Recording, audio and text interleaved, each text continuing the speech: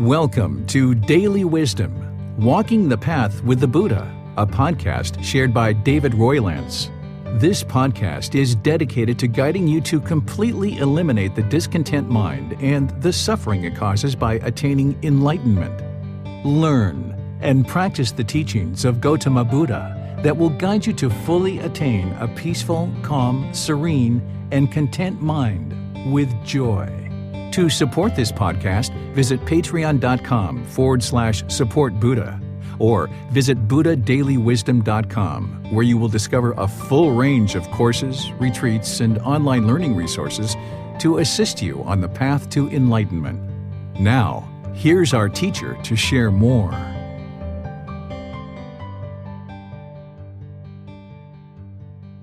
Sawadee Kap. Hello and welcome to Daily Wisdom, Walking the Path with the Buddha.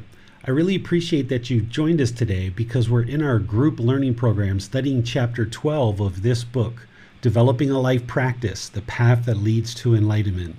Chapter 12 is titled Craving is the Problem. What is the Solution?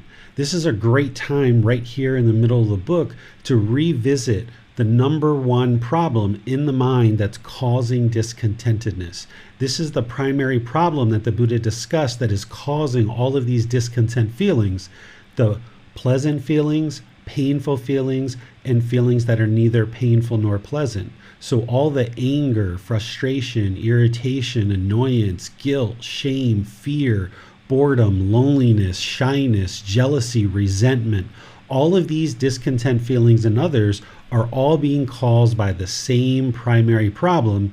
And once you understand this problem, you can have the breakthrough to understanding what's causing the mind to be shaken up like this. And once you understand the problem, then you can start implementing the solution. And today we're going to be talking about the problem and we're going to be talking about the solution. We talked a bit about this in earlier parts of this program. When we first started, we talked about the three universal truths, the four noble truths. Later, we talked in chapter 4 about the three universal truths and the four noble truths. And then here again, I'm sharing with you the three universal truths and the four noble truths because it's such an important topic that you understand these teachings in detail. This is what's going to help a practitioner establish right view. Without right view, you wouldn't be able to make any progress on this path whatsoever. And hearing the three universal truths and the four noble truths just once or twice, even 3 times, it's really not enough. Oftentimes, students need to hear it more than one time, several times as part of this path to enlightenment for it to really soak into the mind and be able to have this breakthrough where when the mind is shaken up and you're experiencing this discontentedness in your life, that you'll understand why.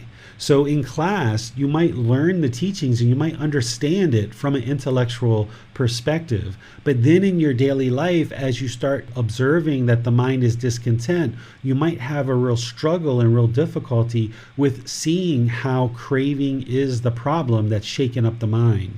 So in this book and in this program, we actually visit this topic multiple times to ensure that practitioners deeply understand that craving is the problem and then understand the solution to the problem. Throughout this program, we've been talking about different things at different times. And now that we're starting to get deeper into the book and into this program, we're going to start connecting things for you because you've explored enough of the teachings, kind of a foundational level of teachings, that now we can start connecting some things for you and start showing you how these things remedy one versus the other. So I'd like to thank all of you for joining, whether you're attending live in Zoom or Facebook or YouTube, if you're listening this on the replay in our podcast or anywhere else that we stream to. I really like to share with you that I admire your dedication and your diligence to continuing to learn and practice the teachings of the Buddha, because as you do, it's only helping you, those around you, and all of humanity as your mind becomes more and more peaceful. Because in order to move this mind to enlightenment, where the mind is peaceful, calm, serene, and content with joy, having eliminated discontentedness, you will need to understand the natural laws of existence. These are the teachings of the Buddha. And what's been transpiring throughout our life in the unenlightened state is that we don't understand these natural laws. We don't understand what we don't understand. The Buddha calls this ignorance or delusion or the unknowing of true reality. He also calls it confusion, that the mind is confused about these natural laws of existence, and that's why it stays in the unenlightened state.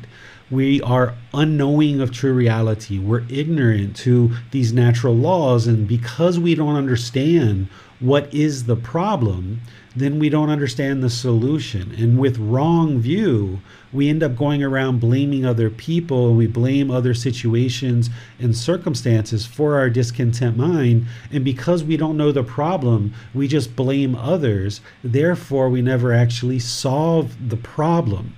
So it's not until we awaken to the wisdom of the Buddha that we understand true reality, that we truly understand the problem. And through deeply understanding the problem in the unenlightened mind, then we can start focusing on the solution and make real progress in our life. Rather than blaming other people, we can actually make real progress because we understand the problem clearly, and therefore we understand the solution clearly. So that's what I'm going to help you do today, is to learn these natural laws of existence in a way that builds you up and builds this foundation where you understand the wisdom of the Buddha and you can awaken to this wisdom. When we say awaken, what we're really saying is shedding this ignorance and acquiring this wisdom. That's what it means to awaken, is you're gaining this wisdom. You're walking towards the light. You're gaining wisdom, or you're moving closer to enlightenment. You're gaining this wisdom. And we've done this in other parts of our life. As we were growing up, there were many things that we didn't understand as an infant, as a toddler, as a adolescent, as a teenager. As we've grown, there were many things that we were ignorant about, or we had unknowing of true reality. One of the ones that I often talk about to help you understand this process of awakening the mind is the natural law of gravity. We were all unawakened to the natural law of gravity. We were ignorant of this natural law. We were unknowing of true reality as we were growing up. At the age of 6 months, or the age of 12 months, at the age of 2, 3, 4, 5, 6, we didn't understand the natural law of gravity. We didn't have the wisdom of what was happening. We just knew that when we stood up, we would fall down and we would hurt ourselves. Or we would put our toys somewhere and they would fall and break. Or we would knock over a glass of water and it would break and it would spill everywhere. And we would cry. We would be so upset when these things would happen. We would get on a bicycle or a skateboard or roller skates or rollerblades, and we would fall down and we would hurt ourselves and we would cry. And we didn't quite understand what was going on. We just knew that we kept falling down. We hadn't awakened. We didn't know the wisdom of this natural law of gravity. But slowly and surely, we gradually learned about this natural law, and as we did, we started to be able to function with this natural law much better. We learned things like look at the ground when you're walking, and look at the sidewalk and see if it's even and flat. Step up on the curb, and if we see an uneven surface, go a little bit slower. We learned things like tying our shoes and making sure that the shoelaces were really tight and they didn't come undone, or maybe switch to Velcro or something like that, or flip-flops. We learned all these different things. We learned to put our nice glasses, our nice plates, things that we weren't interested in having broken. We learned to put those in a special place so they wouldn't fall down and get broken. We learned all these different things about the natural law of gravity because we awakened to the wisdom of it.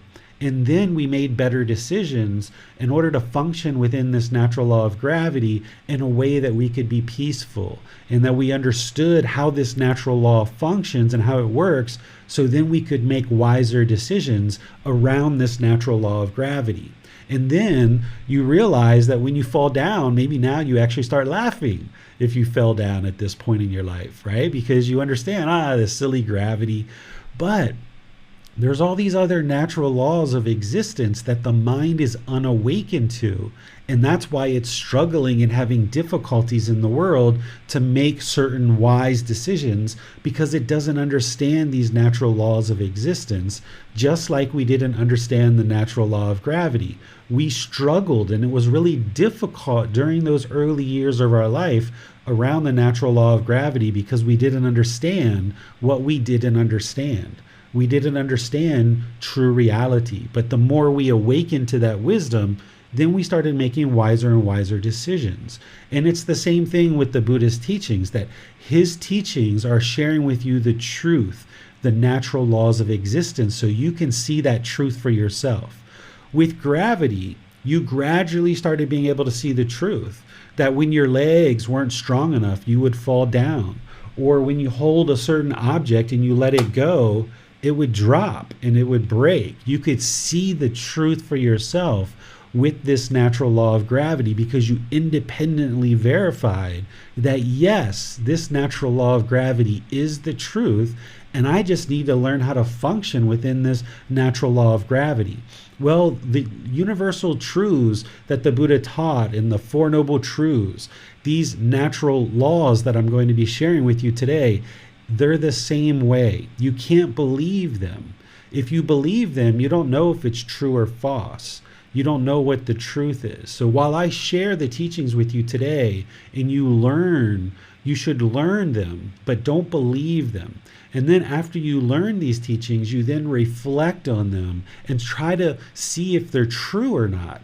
And then you practice these teachings in order to acquire the wisdom, this independent verification. When you see the truth for yourself, then you know with 100% certainty what the wisdom of these natural laws are. And now with that wisdom, your mind is more awakened, and you can start making wiser decisions in the world about your personal and your professional relationships, about certain choices you make in your life, about things that you do and how you interact in the world.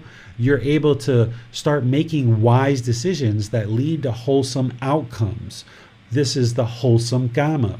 You can awaken from this ignorance or this unknowing of true reality, instead of making unwise, unwholesome decisions that lead to unwholesome results. You can awaken to the wisdom, make wise decisions that are wholesome, that lead to wholesome results.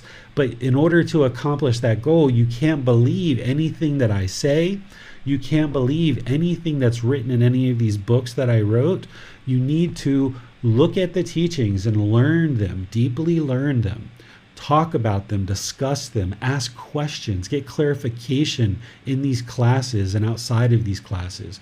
Reflect on these teachings and see if they're really true or not, and then practice them, interact with them, apply them to your daily life, and see if it's actually true. And that's how you independently verify the teachings, and you acquire wisdom, awakening the mind through this wisdom, so that you can get to this enlightened mental state where the mind is peaceful, calm, serene, and content with joy. Why is it so peaceful? Well, you're purifying the mind, but through awakening the mind, you understand these natural laws. So now you can start making decisions that you completely understand, because you no longer have this ignorance or this unknowing of true reality.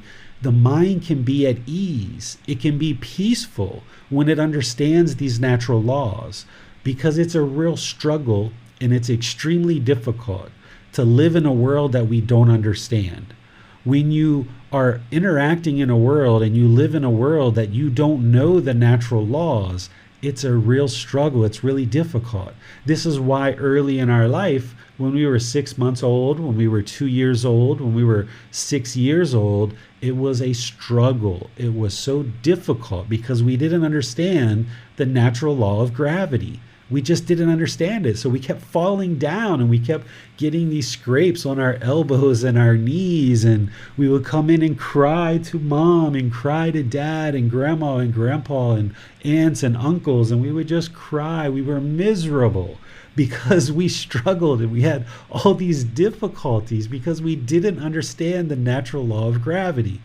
But like I mentioned, now if you fell down, you wouldn't go cry to mom. Because you understand what it is. Your mind can be at ease. It can be peaceful. So the same thing is happening now that we're older.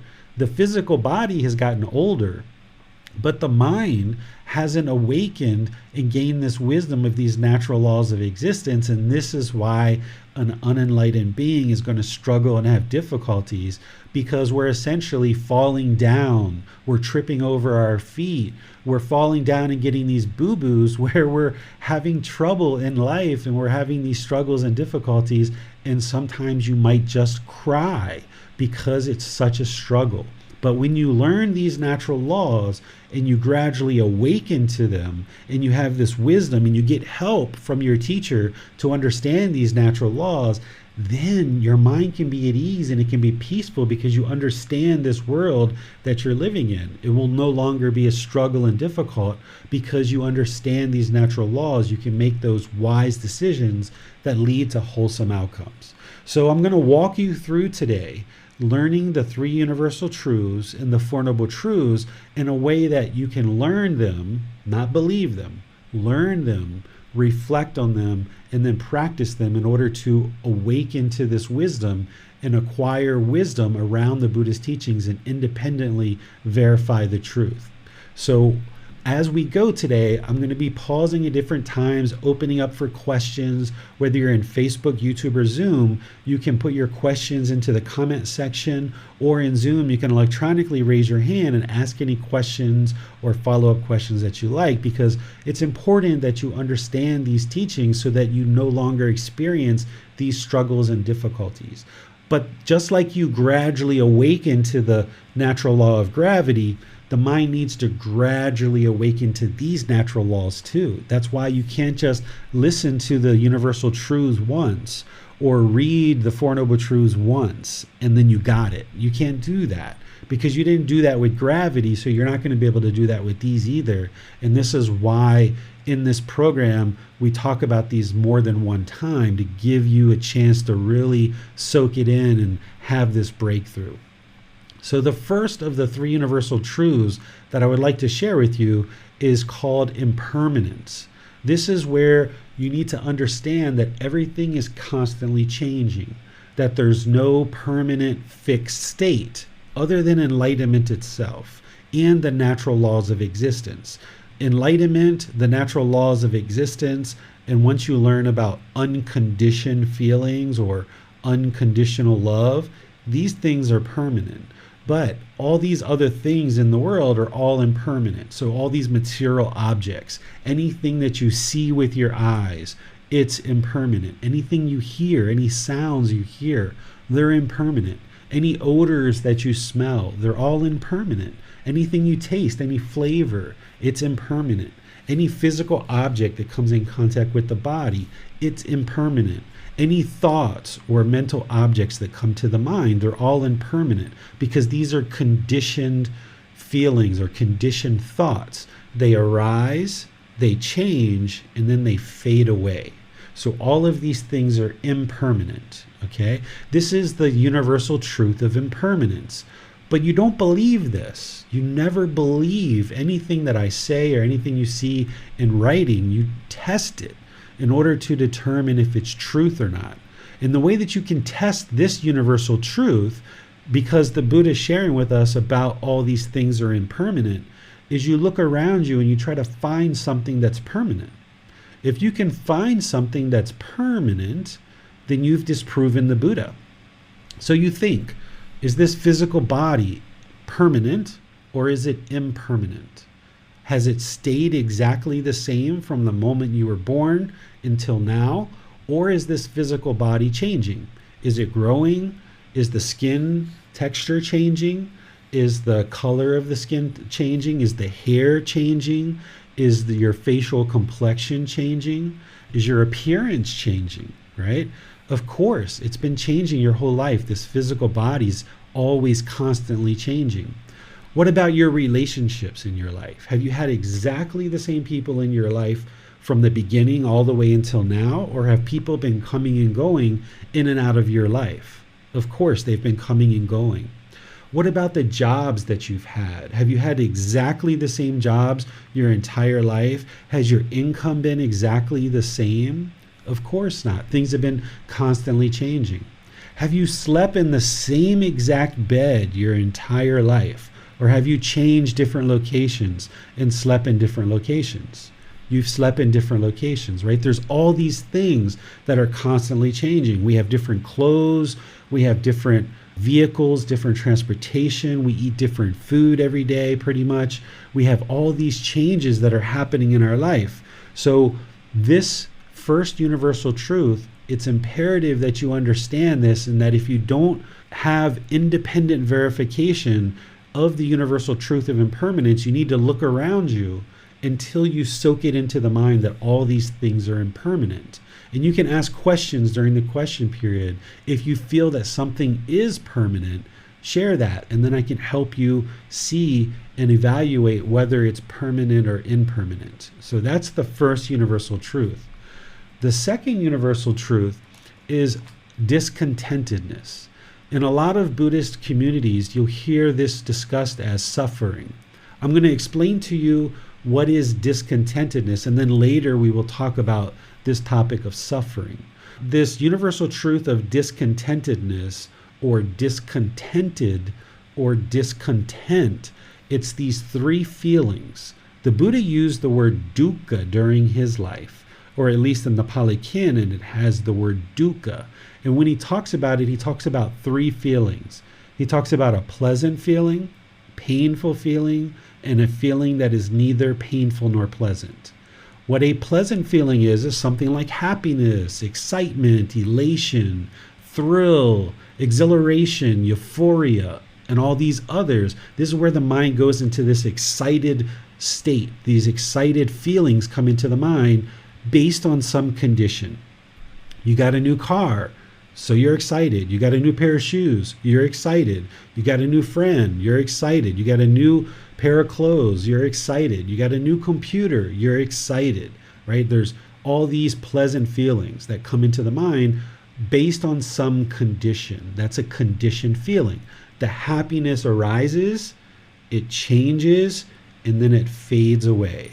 So therefore, it's discontent. It's discontented. If you've ever been really excited and you fell, or you've ever been really excited and said something that you felt like you wish you wouldn't have said, or you've ever been really excited and you made a mistake in the decisions that you were making, this is because the mind was shaken up by that excited mental state.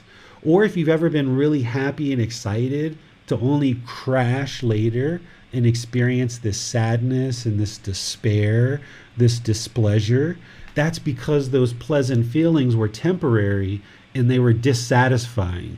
The mind was chasing those pleasant feelings, it got them, and it felt wonderful for a period of time, but it was temporary. It was impermanent. And then once they faded away, the mind was right back where it started from. These painful feelings are sadness, anger, frustration, irritation, annoyance, guilt, shame, fear, stress, anxiety, feelings like this. These are all very painful in others to experience in the mind, and it's based on some condition.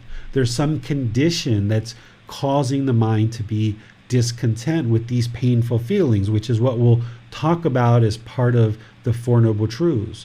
So painful feelings are these real painful feelings like despair and misery, right? Then there's neither painful nor pleasant. I put boredom and loneliness in here along with some others. Some people tell me that boredom and loneliness is really painful for them. And if it is, okay, you can put that in painful feelings. That's completely fine. You can move these feelings around. But nonetheless, there are these three feelings: pleasant, painful, and neither painful nor pleasant. Maybe a better explanation of neither painful nor pleasant is something like shyness. It's not real pleasant, it's not painful, it's kind of neither painful nor pleasant. Or uncomfortable. Some people, if they're sitting on a public bus and someone that you don't know comes and sits really close to you, where maybe your body is touching their body, you might describe that it's not pleasant for you. It's not painful for you. It's neither painful nor pleasant. So that uncomfortableness, that displeasure, that unsatisfaction or dissatisfaction, that's the part that is neither painful nor pleasant. So these three feelings are what we call discontentedness. Okay? The way that you confirm whether this is true or not is you think about the different feelings that you experience in the mind. Right? This is you now reflecting. Now that you've learned what the universal truth of discontentedness is, you now start reflecting on it. And you say, okay, Mr. Gotama Buddha, you say there's pleasant feelings, painful feelings, and neither painful nor pleasant. You start evaluating the mind. You start looking over your past and the various feelings that you've experienced in this life. Are there any feelings that you experience that don't fit into one of these three categories? And you start looking and you start analyzing, you start trying to reflect on this. And if you can find a feeling that doesn't fit into one of these three, then you've disproven the Buddha. But the way that he teaches here of saying a pleasant feeling, a painful feeling, and neither painful nor pleasant, he really captures the full spectrum of feelings that the mind experiences. So this is discontentedness. This is when the mind is shaken up. It's unsteady, it's uncalm. When it's happy, excited, elated, thrilled, the mind is shaken up. It's unsteady, it's uncalm. The same thing with sadness, anger, frustration, and others. Or when the mind is experiencing shyness or displeasure or dissatisfaction, it's not steady, it's shaken up. And this is discontentedness. Now, what you'll oftentimes hear in Buddhist communities is this word dukkha will get translated as suffering. But I don't translate it that way because this feeling of painful feelings, that describes suffering. If I was going to say at times when I used to be angry, I was suffering for sure. Or when I felt guilt or shame or fear or stress or anxiety, yeah, I would say I was suffering for sure. But when I was experiencing shyness, I wouldn't say I was suffering.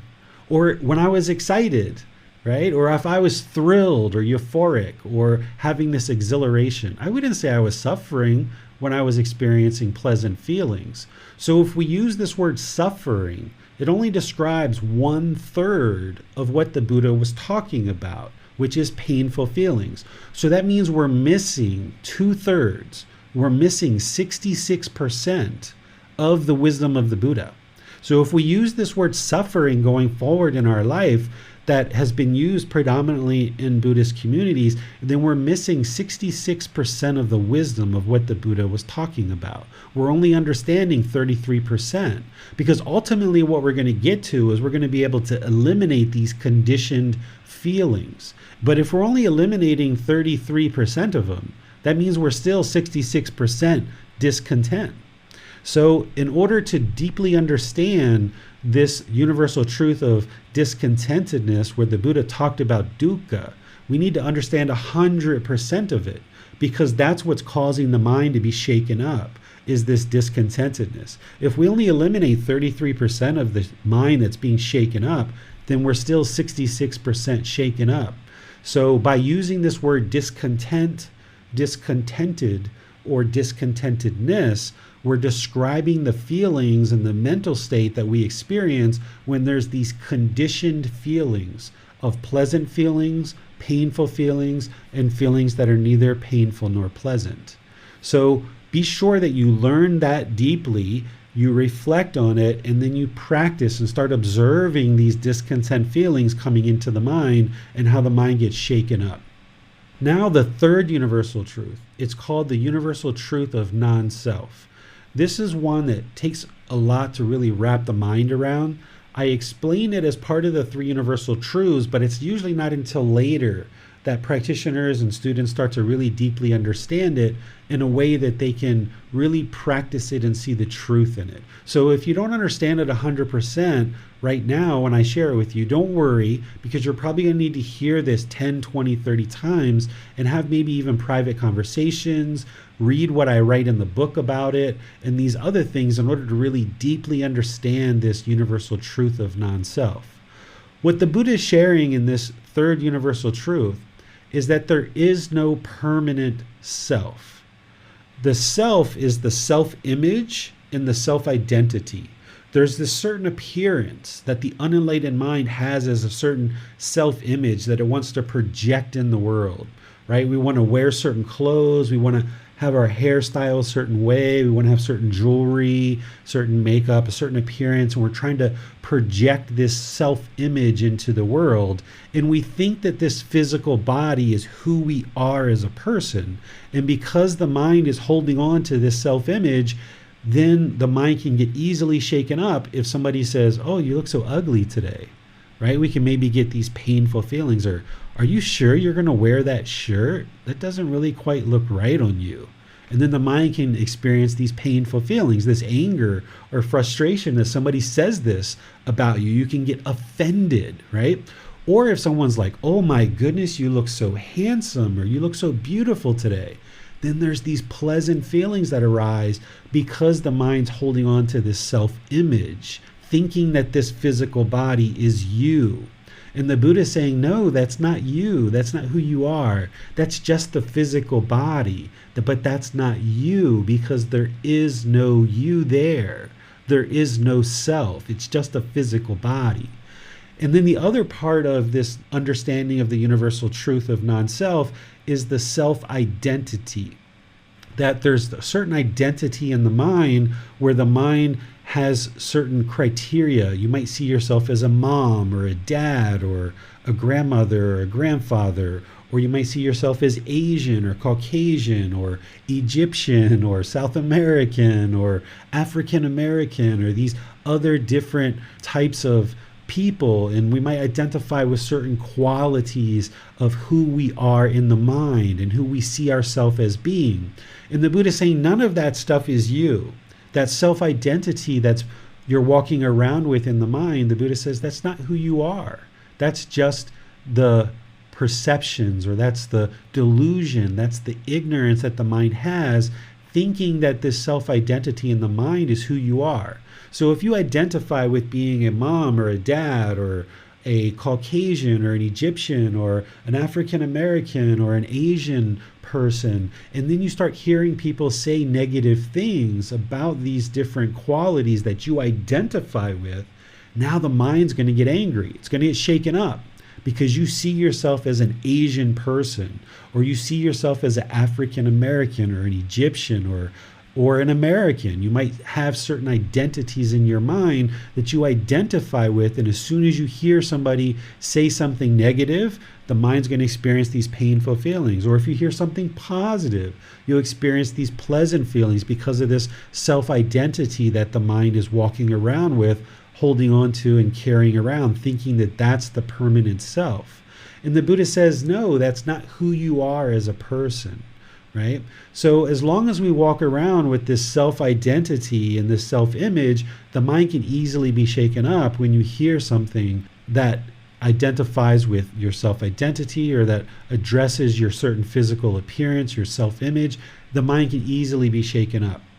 So the Buddha says this universal truth of non-self is there is no self. There is no permanent self. You can't identify one thing and say, that's who you are. You can't point at the physical body and say, this is David, because actually I'm just pointing at a shirt. And then if I take off the shirt and I point and I say, this is David, no, that's just skin. So we get rid of the skin and we say, this is David. No, that's just bones and muscle tissue and organs and fluid. That's not David. There is no David here. This is just a label that was given to me at birth in order to make it easy for people to refer to this being that we call David. This is why the squirrels out in the forest, they don't have names, right? The bears in the forest don't have names. The deer in the forest don't have names because they're not walking around wanting to refer to each other. But us in the human realm, we need to have this label of Donnie and Chrissy and Jan and Bossum and Manal and Nick. We need these labels in order to make it easy to refer to each other. But the problem is that the unenlightened mind starts assigning a certain self-image and a certain self-identity to these labels, And now we start holding on to this self-image and self-identity, and we cause ourselves this discontentedness whenever we hear either agreeable comments or we hear disagreeable comments. We cause ourselves this discontentedness. The way that you can understand this is truth, even at this early stage, that you can understand that there is no self, that there is no permanent self called Donnie or Jan or Nick or Manal. The way that you can understand that is you can think about your self-image over the course of your life. When you were a child, you looked at yourself in a certain way and with a certain personality. And then as you aged in your teenage years, you looked at yourself in a slightly different way with a different personality. And now maybe in your adult years, you look at yourself in a different way. And your personality and your character has been constantly changing. Your self-image has been constantly changing. Your self-identity and how you look at yourself has been constantly changing over time. That's how you know there is no permanent self. Because if there was a permanent self, when you were a toddler or a adolescent or a teenager, you would have a certain personality, you would have a certain character, and it would stay the same permanently. But it didn't. It's been constantly changing because there is no self. This concept of a permanent self that the mind holds on to is just causing it to be shaken up. So as part of this path to enlightenment, you realize non-self. And this takes a lot of work, but this is part of the universal truths. So I explain it to you here just as an introduction. And when we get into chapter 16, we're going to talk more deeply about this universal truth and really unravel it more for you. But let me just pause here and see if you guys have any questions on the three universal truths, because these are really building blocks to talk about the four noble truths. So I'd like to be sure any questions you guys have, you have a chance to ask those and get answers to them. So if you're in Facebook, YouTube, or Zoom, put those in the comment section. Bassam, Manal, Nick will help you guys to be sure they get asked during the class. And if you're in Zoom, you can electronically raise your hand and ask any questions or follow-up questions directly. Hello, teacher. As for the third universal truth, which is non-self, when you're saying self, are you referring to character or personality, or these are two different things? I'm really talking about the self-image and self-identity. The character and the personality is separate from the self, but there's kind of a little bit of self contained in there. So our self-image and our self-identity, our personality and our character might take on certain qualities because of our holding on to the self-image and self-identity. But they are separate. They're separate but yet connected. Well, so experiencing shyness is related to the delusion of self? The shyness is related to craving, desire, attachment, which we're going to talk about next. Well, we have a question on Zoom. So, when other people tell us what they perceive about us, how might we react? They label us, but we understand that is not ourselves. Right. So what you have to understand is when somebody says something negatively about you, this is just their opinions, this is their thoughts, this is their lack of moral conduct. If people are talking disparagingly to you, you have to train your mind to not react. Don't react, because that's only going to cause you further problems. If you're reacting, that means the mind is unskillful. You can respond, but in most cases, if someone's talking negative, it doesn't even make sense to respond to that. Because if somebody's argumentative and disparaging, why would you even talk to somebody like that? Just let it go and move on. So the goal of this path is not to react, but to gain wisdom, have discipline of the mind, be able to restrain the mind, and function with skillful conduct, so that when you do hear these different things that are happening in the world, that the mind isn't shaken up by it. And you can respond, and a response might be that you say nothing, or you might walk away. This is a response. And you can remain peaceful, calm, serene, and content with joy, knowing that this person who's talking negatively about this physical body, you don't have to allow it to shake up the mind. But as long as there's a self there, the mind is going to be shaken up because it's holding on to this self. Nick has his hand raised. Let's go to him. Hello, teacher. Christina has a question.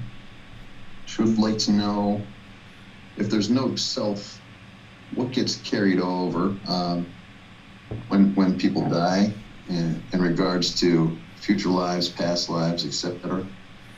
Sure. So when one being dies and another one is ultimately reborn, the only thing that moves from one being to the next is craving. Craving moves from one being to the next, and residual memories.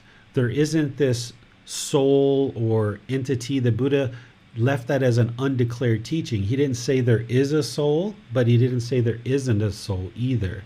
So there's not this permanent entity that goes from one being to the next.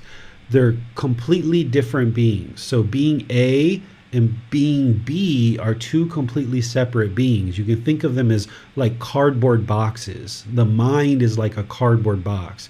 When being A dies, the cravings and residual memories move into being B. And now being B has a completely new physical form, if it's a human or animal, completely new physical form, completely new mind, but it's almost like there's been this downloading of craving and residual memories that have moved from one mind to the next. That's the only thing that moves from one mind to the next. These two beings are completely unique and different beings from one existence to the next. Thank you, teacher. You're welcome. Let's go to Manal for Facebook questions. Yes, we have a question from Tin. Can I relate my craving to outside cause but not me? No, that's not accurate. We're going to talk about craving next. I'll explain to you what it is, but what you just described isn't how I would describe craving. Okay, she continues. The external effects on my feelings for a while when my craving for inner peace and calmness happen. At that time, I have to stop my meditation or peace to deal with those external conditions. Should I move to somewhere else or not talking to those annoying persons? Or should I stay and talk through the problems with them? Especially my mom. She kept complaining of tiny things when my baby made a mess. Should I talk to her about it, or should I take right actions to clean it up? Or should I move out of the house? I think I want to see my parents close to me as I cherish the family value, but she's never happy with it. The situation, I feel, is so crazy. Yeah, I'm sure you're having a lot of struggles in your life because your mind isn't awakened to these natural laws. So you're never going to find that I will give you an exact solution of telling you exactly what to do or not to do in your life, because you've got to make those decisions on your own. What I'm going to be able to do for you is help you understand these natural laws and why your mind is functioning the way it is, which is thus going to explain to you why other people's minds around you are functioning the way that their mind is functioning. And then with this wisdom, you will sort out your life and figure out what to do in any given situation. So my role isn't to tell you whether you should move out or you should stay or any of these other things. My role is to help you understand these natural laws, and then as you learn them more and more, you will come up with solutions, because there's more than one solution, and you're the only one that knows all the different variables and all the different challenges that you're experiencing. So you're the best person to be able to make decisions in your life, but you can't really make wise decisions if you don't have wisdom. So my goal is to share the wisdom with you, and then you can make your own decisions as you go forward in life. But let's talk about why the mind is experiencing these things. I will share with you in the next part of our class today why your mind is experiencing the things that it's experiencing. We have another question from Adrienne. So can the natural laws of existence be considered an absolute? Depending on how you define the word absolute, I would say yes, because when you understand the natural laws of existence, they are true now. They were true during the lifetime of the Buddha, and they will be true thousands and thousands of years from now. These natural laws don't change. This is why the teachings of the Buddha are timeless. What he taught 2,500 years ago is exactly applicable to today because the natural laws haven't changed. They're timeless. They're permanent. They don't arise, they don't change, and they don't fade away. So once you learn these natural laws, this is why the enlightened mental state is permanent, or one of the reasons why it's permanent, because once you understand these natural laws, it doesn't change. Like gravity hasn't changed all of a sudden, right? It just stays. We just have gravity, and we know we have gravity. There's an equation that we can write out and say this is the equation of gravity, this is the physics involved. It's the same thing with the natural laws of existence, that they're the same during the lifetime of the Buddha that they are now, and they'll be this way long into the future, and they won't change. So if you think of that as an absolute, then yes, they are absolute. Maria asked, what about passion? Passion for animals from childhood till adulthood. Still have the love to save the animals and rescue. Does this make sense? It's personality, ? Character, ? Passion is actually part of craving, desire, attachment, which we're going to talk about next. Love that you're describing as love, there's love in there, but that's not actually love. Passion is not love. We're going to be talking in chapter 15 about true love and helping you understand what true love is. That's coming up in 3 weeks, because the way the unenlightened mind thinks of love is actually not love. It's actually craving, desire, attachment. This is why love hurts for an unenlightened mind. They think love hurts, but it's not actually the love that's hurting. It's actually craving, desire, attachment that's causing the pain. Love actually doesn't cause pain. You're going to see that when we talk today, that it's craving, desire, attachment that causes these painful feelings, not love. So passion and what you're describing as love is not actually really love. It's actually craving, desire, attachment that's causing those things. Those are all the questions from Facebook. All right. Anything else from you, Bassam? Yes, teacher. I'm saying that pleasant feelings is included in discontentedness. Does this mean that a practitioner to attain enlightenment should live a miserable life? Absolutely not. When you attain enlightenment, the mind is going to be liberated from these strong feelings. It's no longer going to be basing its inner feelings on some condition. So an enlightened mind is what we call unconditioned. An unenlightened mind is conditioned. I get a new pair of shoes, I'm happy. I get a new job, I'm happy. But now I'm at the job for 6 months, I don't like it anymore. Now I'm sad because I got all these pleasant feelings from this new pair of shoes and this new job, and then that faded away because they were impermanent, because I based my inner feelings on this condition of new shoes and new job. And that's why these pleasant feelings are temporary, because they're conditioned feelings. They're based on some condition.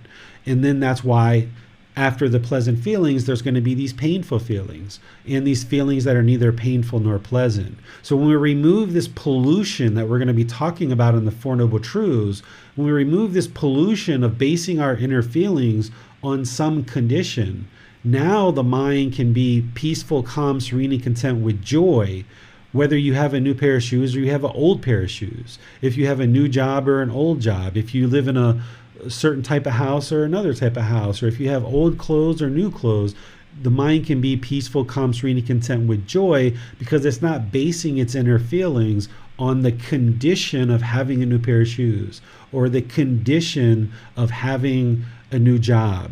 Instead, an enlightened mind doesn't base its inner feelings on these conditions around us.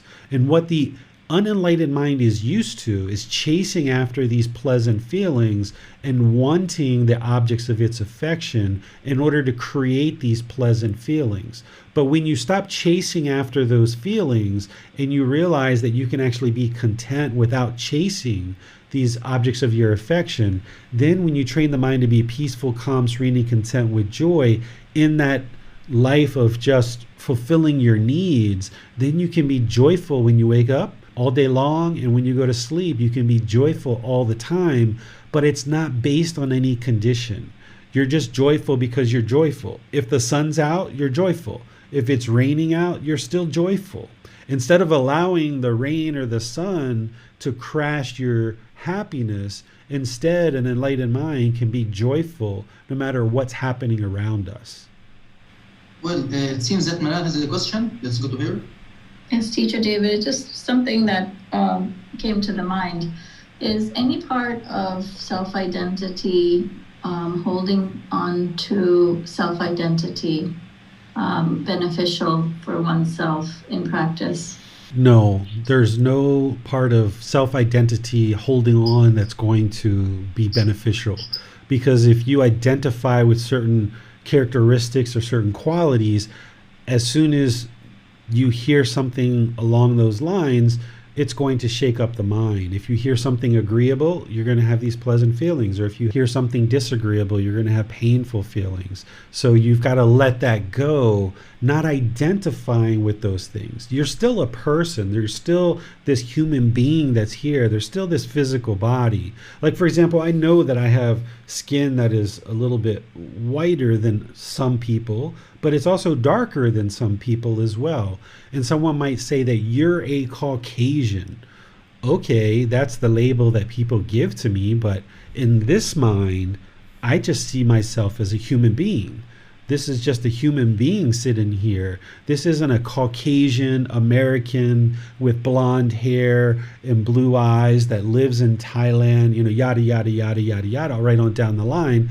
It's just a human being that's having a human experience. As soon as I allow the mind to identify with any of those things, if I identify with being a U.S. citizen, for example, and I am an American, then as soon as somebody says something agreeable about America, then the mind gets all these pleasant feelings.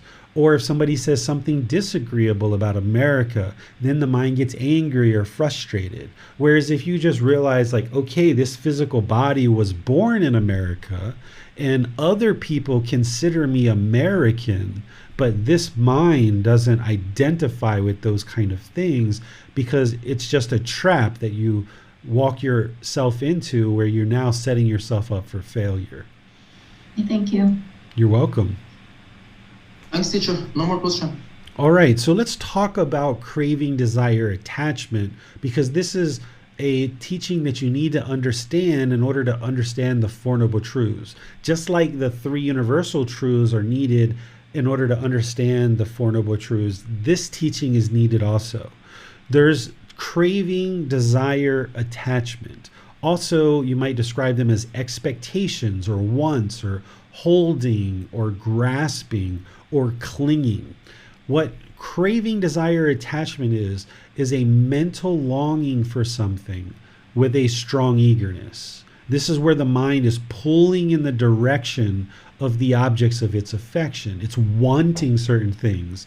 It's expecting certain things. It wants to hold on. It's longing. It's yearning for something. This is what a craving, desire, attachment is.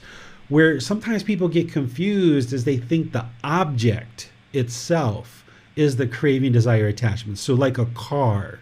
Some people think that the car is the craving, desire, attachment. It's not the car. That's just the physical object. It's the way that the mind is longing for it and wanting the car. Or the mind is holding on to the car so that when you see a scratch on the car, then the mind doesn't like that, right? So it's the longing. It's the mental longing. It's not the actual object itself. So when we talk about the Four Noble Truths, it's important to understand that everyone that is unenlightened will experience discontentedness.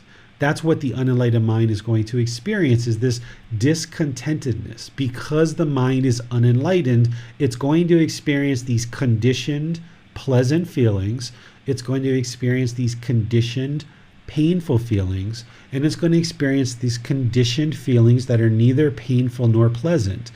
It's going to get excited when you see your best friend or your mom comes to visit you, or you have a new pair of shoes or a new job, or you get extra money or extra pay. If you have craving, desire, attachment to these things, the mind's going to experience these pleasant feelings arise. Or when you lack certain things that the mind wants, then you're going to experience these painful feelings.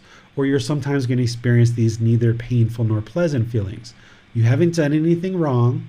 You're not a bad person. You're not a horrible person. It's just the untrained, undisciplined mind.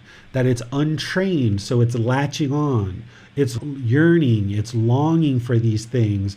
And that's why the mind keeps getting shaken up, because it's not well trained. And if the mind is unenlightened, it will experience these painful feelings, these feelings that are neither painful nor pleasant, and these pleasant feelings are going to arise in the mind. The second noble truth is that discontentedness is caused by our own craving, desires, attachments, because the mind wants everything to be permanent when everything in the world is impermanent. We're going to talk about this a few times, and I'm going to describe it to different levels of depth to help you understand it and even give you some examples. Discontentedness is caused by our own mental longing with a strong eagerness, because the mind wants everything to be permanent. The mind is holding on, wanting things to be permanent when everything is impermanent. So that boyfriend or girlfriend that you had that you broke up, and then you were angry or you were sad or you felt lonely afterwards, that's because you were holding on. That's because the mind was craving permanence. It wanted this relationship to be permanent. And then when you guys separated, that's when the discontentedness came into the mind. Or you might have been discontent all the way through the relationship for different reasons. If you've had a car and you saw a scratch on the car and your mind became angry or frustrated, that's because the mind's craving permanence. It wants this car to look this way permanently. Or if you got a new car, or you got a new pair of shoes, or you got a new jewelry, or you got a new job, and you experience this happiness, this excitement, this thrill, that's because the mind had a craving, a yearning, a desire. It was attached to these things, and when it fulfilled the objects of its affection, it experienced these pleasant feelings. And then when those things faded, then the mind experiences these painful feelings, or these feelings that are neither painful nor pleasant. So the mind is essentially causing its own discontentedness. The mind is causing the pleasant feelings, the painful feelings, and the feelings that are neither painful nor pleasant because of its own cravings, its own desire, this expectations, this wants, this mental longing, this yearning. The mind is holding on.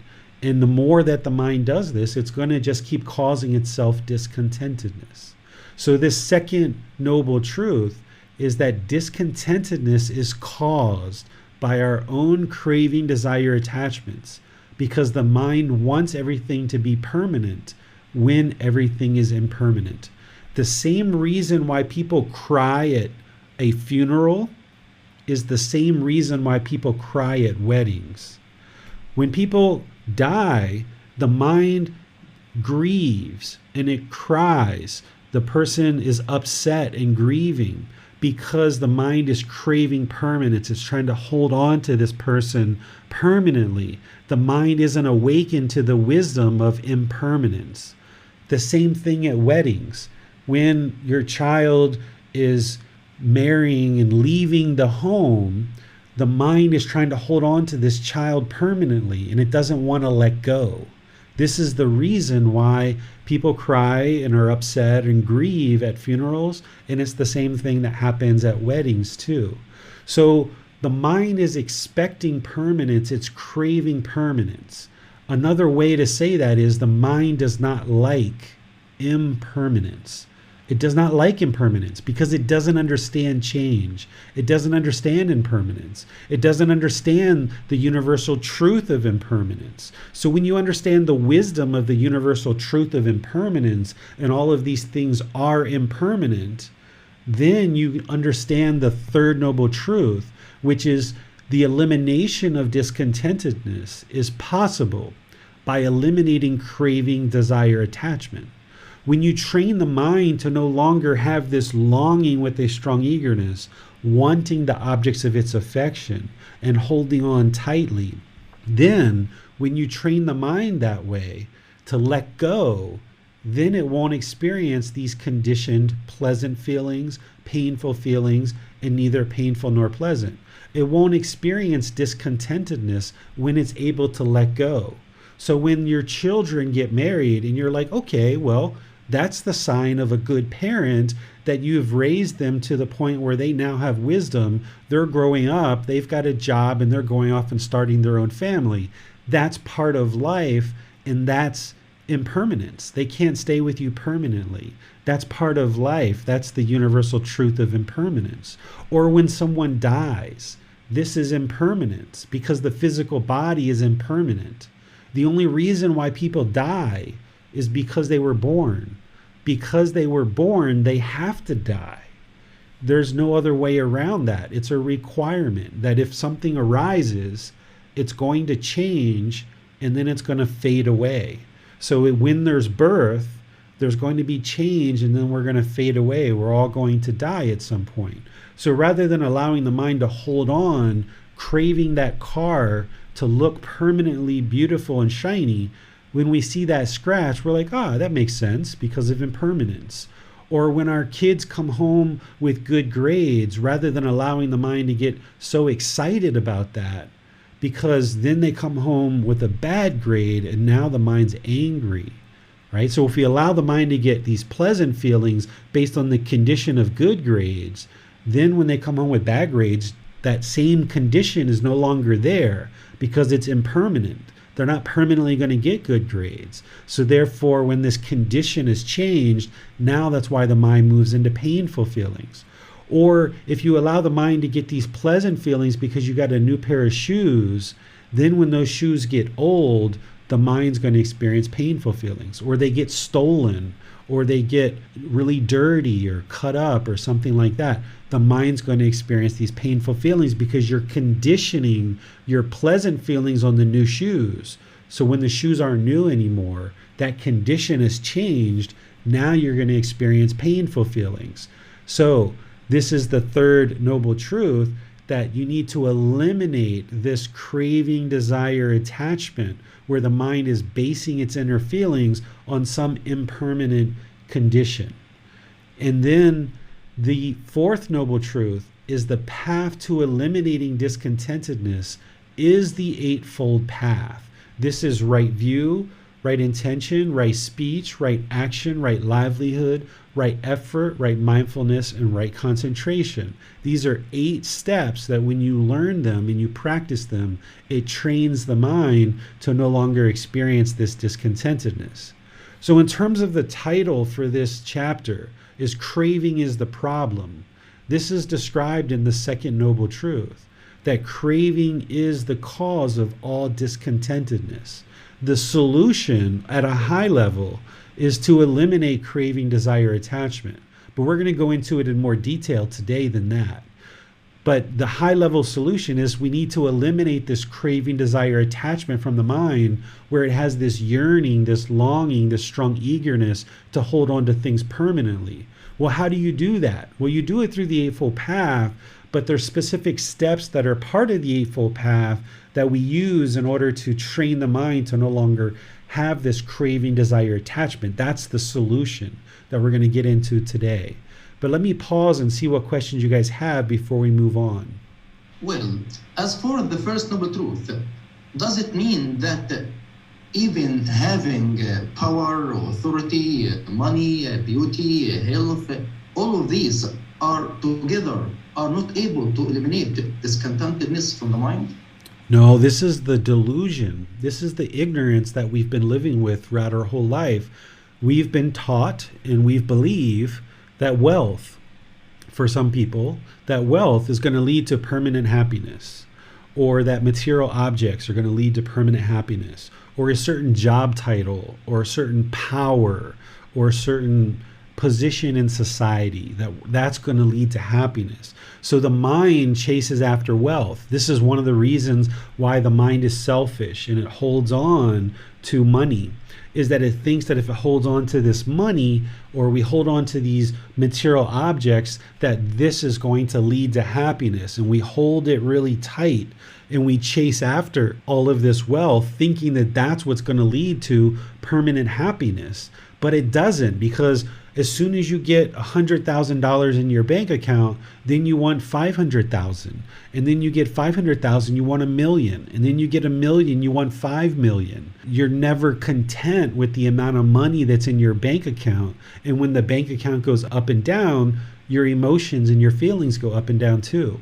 Or if you're holding on to a material object like a car, and you've worked really hard for this car, well, when someone scratches it or it gets into an accident, then the mind is shaken up by that, because it thinks that this car is going to create the permanent happiness in the mind. So all of these things like wealth, a certain position in society, certain material objects, that's not what leads to permanent contentedness and permanent peacefulness.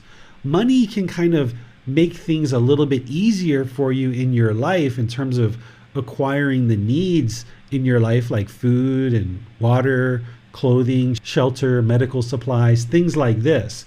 But that's not what's going to lead to permanent happiness. And this is the delusion, the ignorance that the mind is living with.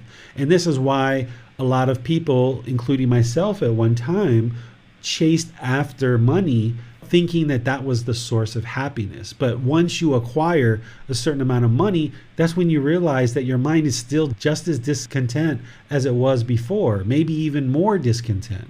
This is why a prince destined to become a king gave up the royal riches and stepped down to be a Buddha. And he didn't know he was going to be a Buddha at the time, but he left the royal palace because his mind was discontent. He had all the money and all the wealth that you can imagine as a prince destined to become a king, but yet he left all of that in order to find peacefulness. It doesn't mean you can't have money and be enlightened, because you can, but it's all about how the mind relates to this money.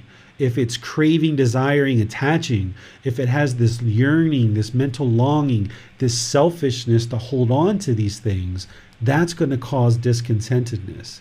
And what you realize as part of this path is none of these material objects in the world is going to create lasting inner fulfillment and lasting satisfaction. It's only when you train the mind and you create mental discipline in the mind that you're going to be able to get to that permanent, lasting satisfaction, that permanent mental state of enlightenment. By eliminating all the pollution of mind, that's the only thing that's going to allow you to get to this permanent peacefulness. Well, let's go to Nick for Facebook questions. Yes. Adrian has a question. She writes, I remember seeing a talk by the Dalai Lama where he shares that there is a certain level of acceptance of ego. Ego helps us get things done. It's when we become attached to it that the problem starts. Can you explain this? I can't explain the Dalai Lama's words because he's the one who spoke those, and he would need to be able to speak on what he meant by those things and if that's even an accurate representation of what he said. But in terms of the Buddhist teachings and what leads to enlightenment based on the original teachings of the Buddha, is that ego is not going to be able to exist in an enlightened mind. Because what ego is it's this arrogance, this pride, this measuring and comparing, this puffing up. This isn't going to lead to enlightenment. The mind is just going to continue to have arrogance and pride. We're going to be talking about this in chapter 16. So let's wait for 4 weeks that we're going to be talking about dissolving the ego. The ego actually needs to be completely eliminated and dissolved in order to get to enlightenment. You can't retain the ego and still get to enlightenment. There's a couple more questions, teacher. Jacqueline writes, by understanding and acknowledging the universal truth of impermanence does not extinguish the feeling, but by understanding the feeling is understood and isn't permanent. Does that make sense? I'm not 100% sure what you're sharing there, except for maybe what you're sharing is that learning the universal truth of impermanence is one thing, but soaking it into the mind and training the mind not to crave permanence is a completely different thing. Because you can learn the universal truth of impermanence and intellectually get it, but then to train the mind to not have craving for permanence is a whole nother thing, and it takes a long time to be able to train the mind to do that. And in order to train the mind to be able to do that, you have to first intellectually understand the universal truth of impermanence and these other natural laws of existence. And as you do, then that makes implementing the solutions more easy. T has a question. She writes, is the mission of making this world a better place and grateful for now and here moment also a wrong view? Yeah. I mean, craving for positive effects on others. Yeah, so any kind of craving, desire, attachment is going to cause the mind to be discontent. So if you're craving for the world to be a certain way, that's going to cause the mind to be discontent. Your goal in this life is not to change the world, because you can't change the world. You can't change these natural laws. These natural laws of existence have been this way for eons, and you can't change them. All you can do is focus on training your own mind and improve the condition of your own mind. And then through your own mind improving, you'll experience more peacefulness. But if you take on this burden of changing the world, my goodness, you're going to just be discontent over and over and over and over again. You've got to let go of wanting the world to be a certain way and just understand that it's functioning through these natural laws. And while there's many unenlightened beings in the world, and there's lots of suffering, if we'd like to use that word, there's lots of misery, there's lots of grief, there's also lots of pleasure in the world too. There's lots of these things that are in the world that are happening, but you don't have any control over that, and you don't have any control over changing that. You only have one being that you can change, and that's your own being, and that's hard enough, that's challenging enough. So don't fall into the trap or the delusion or the ignorance of thinking you need to go out and change the world, because that's not what you need to do, and you won't be successful in that. All you can do is work on your own mind and improve that, and that's going to be a big enough project for you. No more questions, teacher. All right. So I'll go ahead and move on to the next part of what I was going to share with you, which is just an image of the Eightfold Path. This is something that we've been talking about at different times in this program, helping you see the 8 steps that you need to learn. And as you gradually learn this path, this is how the mind is going to eliminate discontentedness. We're going to talk about certain steps of this today, and then you can see the various categories of wisdom, moral conduct, and mental discipline. But specifically, what this chapter brings to your attention is the potential cravings that the mind can have. There's many different cravings in the world. There's different examples that I'm sharing with you in this next table. There's different things that the mind can actually be craving. These particular cravings, it's not the automobile itself that is the craving. Like I said, the automobile is just an object. It's just an automobile. But some people think that because ordained practitioners don't own automobiles, they don't have cars, they think in order to get to enlightenment, it's the automobile that is the attachment, and you've got to get rid of your automobile. But this actually isn't true. What you need to get rid of and what you need to eliminate is the mental longing for it. It's the mental longing for the automobile that is causing the discontentedness. It's not the automobile itself, because the automobile itself is just metal and fluids and cloth and glass and different things like this. That itself isn't causing the mind to be discontent. So if you eliminate the automobile and you didn't have an automobile, your mind wouldn't become discontent based on the automobile, but your mind might be discontent when a piece of clothing gets ripped and torn. So it's not the clothing or the automobile that is the attachment. It's not the jewelry or the children or these other things that you see in this chapter that I talk about. Those things themselves, the objects, are not the craving, desire, attachment. It's the mental longing for these things. So if someone had a craving, desire, attachment for automobiles, they would have this yearning, this longing, wanting these automobiles, more and more and more and more and more of them, and they would condition their feelings based on these automobiles. And there's potential harm that can come from this, that if a mind has a lot of craving to purchase multiple automobiles, and then it's trying to keep them in pristine condition, and if one little scratch is on one of these automobiles, then the mind gets angered, then the person can have, of course, discontentedness, but they can also have this excessive work. There might be ego. There might be a lack of time with people that are close to you, because the mind is chasing after the objects of its affection, which is an automobile in this example. Or if somebody has a craving, desire, attachment for happiness, for example, and the mind's just craving, yearning, longing for this permanent happiness. And then the mind realizes that this happiness is impermanent. The more it chases happiness, the more sad the mind becomes. And one of the potential harmful effects is people can commit suicide, because the impression that they're left with is that the mind should be permanently happy. And when the person's chasing after this permanent happiness, they might get involved in substance abuse or other things, and they're just chasing this permanent happiness through these material objects, and they can't ever get to permanent happiness because they keep conditioning their inner feelings on some impermanent condition. And when the mind gets sad enough, they might actually commit suicide. So if we chase after happiness, if we have this yearning, this longing, this craving, desire, attachment, this expectation, this wanting of happiness, it can lead to all sorts of problems. One of those problems is something like suicide. Or if you have a certain job title that you're wanting, you're desiring, you're craving to have a certain job, and you chase after that job. The job itself isn't the craving, desire, attachment, because you're going to need to sustain your life in some way.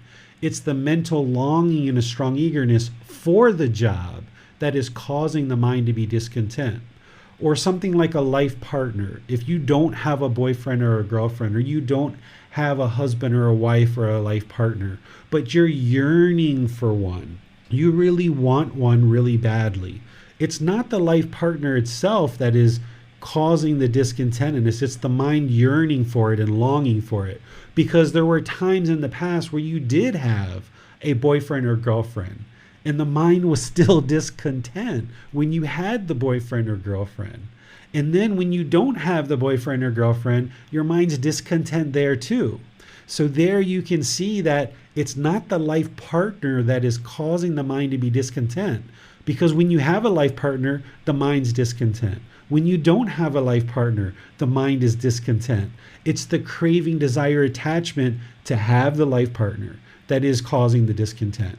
And then when you have your life partner or a boyfriend or girlfriend, you want them to be a certain way. And when they're not meeting your expectations, that craving, desire, attachment is not being fulfilled. Now the mind is being discontent. So this is how these certain cravings, it's not the object itself that is the craving. So you can have a life partner, you can have a job, you can have a automobile or multiple automobiles, you can have children and clothing and jewelry and even fame and all of these other things. But it's when the mind is yearning and longing for these things, that's the real problem. I put some other examples in this chapter too, that if the mind is yearning for perfection or longing for perfection, and you just think that everything in your life should be perfect, you should have this perfect little house, everything in the house should look perfect, your children should be perfect, you should be perfect. If you're craving and yearning and longing for these things, then you're going to experience things like guilt or obsessiveness, or try to control the things around you. Feelings of being worthless and insignificant, right? You're going to feel these kind of experiences because the mind is discontent. It's longing and yearning for this perfection. And when you realize you don't have that, that's where the mind experiences discontentedness. There's all these others in here as well. things like substance abuse. This is something that, of course, everyone needs to eliminate. Something like a car or something like that, you can still have those things in your life. You just have to remove the longing for it. But if somebody is longing and yearning and they're actually abusing certain substances, this is something that they have to completely eliminate from their life, because it's not going to lead to a purified mind, a purification of the mind. So there's certain things like substances that we know are going to pollute the mind, and people can have craving, desire, attachments for these things. Or something like wealth. You might be a wealthy person. You might have certain wealth. You might have a certain amount of currency or real estate or gold or other items that are worth a certain amount of money, and you might have acquired a certain amount of wealth. You don't need to eliminate your wealth in order to attain enlightenment. What you need to eliminate is the mental longing for it, wanting it and holding on to it so tightly, having these selfish desires to hold on to the wealth. That's what's actually going to cause the mind to be discontent, because the longer you hold on to the wealth and thinking that if your bank account has $3,000, you're okay, or if it has $10,000, you feel emboldened and arrogant, or if you have $50,000 in your bank account, you have all these pleasant feelings. But then what happens when somebody in your family gets sick and now you have to spend your money, and now you're back down to $1,000 or $500? If you put your self-image and your self-identity into how much money is in your bank account, and you're craving for your bank account to have a certain balance, when it's up to a certain level, you're going to feel pleasant feelings. And when it's down to a certain level, you're going to feel painful feelings. So you don't need to eliminate the wealth. You need to eliminate the craving and desire for the wealth, and training the mind to not have this yearning and this longing. When I was in the professional world and I made a certain salary coming out of college, I thought I was rich and I was making a certain amount of money. But then once you get accustomed to that amount of money, the mind wants more. And then you get a raise and you get a little bit more money. And then you feel real pleasurable and you feel great. And then you want more and you want more and you want more, right? That's the craving, desire, attachment, constantly chasing after the objects of its affection. It's never satisfied. If there's craving, desire, attachment in the mind, it's like this unquenchable thirst where the mind is just thirsty and it keeps wanting more and more and more and more. And it's not just wealth, it's power, it's sex, it's drugs, it's automobiles, it's fame, it's other things that are part of this chapter. It's not the objects themselves that are the problem. It's how the mind is longing and yearning for it that is the problem that the mind is encountering. And after this, we'll talk about the solutions. So let me see what questions you guys have on this part so far. Nick has his hand raised. Let's go to him. Yes, teacher, we have a question here. On the previous slide, we saw happiness and potential outcome of that craving is, worst case scenario, suicide. But how would you guide a child? I guess you could say the craving is boredom, or not to be bored. Someone that's bored, and then you give them something to do, and then when there's nothing to do for a moment, they become sad again. I'm trying to word that question correctly. How would you guide a child in that scenario? So there's no harm in having an interest or a goal or an objective to get to this peaceful, calm, serene, and content mind with joy. There's no harm in having a goal, an objective, or an interest. It's when the mind craves it and it wants it. It wants this happiness, right? And that's what's going to lead to the discontentedness, is that yearning, that mental longing. So the reason why the boredom is coming into a child's mind is because they want to be involved in video games, or they want to be watching TV, or they want to be playing with their friends. They have certain wants. They're not content with where they're at.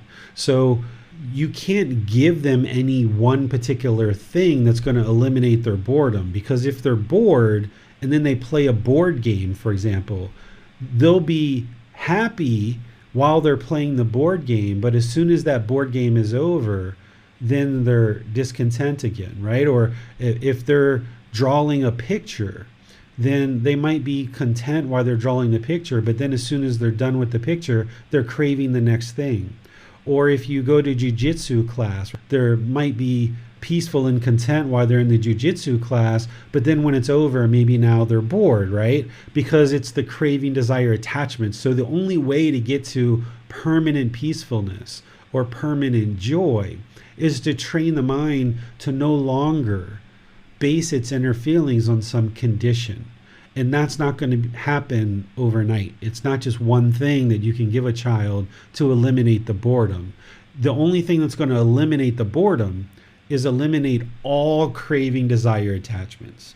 Every single craving, desire, attachment. And they have to do that work themselves through learning these teachings and gradually training the mind. So it might take 3 years, 5 years, 6 years to gradually get to the point where they're able to eliminate their boredom more and more and more. So you can't just give one particular guidance and say, this is going to eliminate the boredom, because it's a whole path, a whole comprehensive life practice that they need to implement in order to remove the pollution of craving, desire, attachment.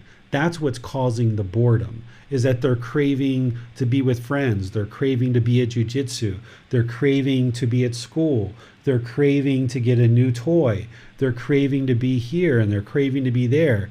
That's what's causing the mind to be discontent and bored, because it's not content with where it's at. It always wants to be somewhere else. Well, one may think that if there is no craving in the mind, so what would be the goal or motivation for life? The goal or motivation of life is to get to enlightenment, because when you eliminate all this pollution of the mind, then the mind can be peaceful, calm, serene, and content with joy, and you can do anything in the world that you would like to do without any anger, without any sadness, without being shaken up all the time. So instead of chasing the objects of your affection, you will end up fulfilling the needs in life. Instead of chasing your wants, you will fulfill your needs, and you will still spend time with family. You'll still go on holidays. You'll still go to work. You'll still enjoy personal and professional relationships. You'll actually enjoy these things a whole lot more, because you won't have this discontentedness that is shaking up your relationships. Because now you have a relationship with somebody and it goes good for a while, and then something happens and both of you or one of you are angry or sad or frustrated with each other, and your relationship gets shaken up, and now you have to spend this time trying to repair the relationship. Where when you get rid of all this pollution, you can just enjoy the present moment with your partners, with your children, with your friends and family. You won't experience this shaking up of the mind. So when you get rid of all this pollution, craving being one of the major pollutions of mind, you can just enjoy life and all the enjoyment of life without having your mind being shaken up with all these discontent feelings. Well, it seems that Nick has a follow-up question. Let's go to him. Yes, teacher.